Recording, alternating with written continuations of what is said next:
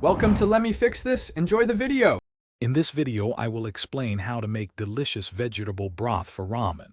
First, gather your core ingredients. You'll need about 2 carrots, 1 large onion, and 2 celery stalks, all roughly chopped. Don't forget a few cloves of garlic and a 2-inch piece of ginger for those essential aromatics.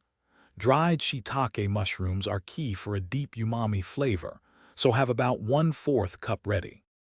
To build a robust flavor, begin by gently sautéing your chopped vegetables in a large pot for about 5 minutes until slightly softened.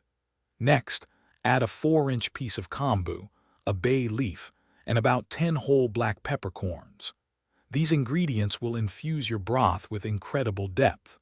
Finally, pour in at least 8 cups of cold water, ensuring all vegetables are fully submerged.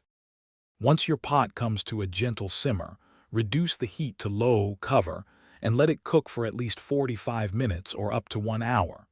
This slow simmer allows all the flavors to meld beautifully. Occasionally, skim off any foam that rises to the surface to keep your broth clear. After simmering, carefully strain the broth through a fine mesh sieve, discarding the solids. Now you have a fantastic base.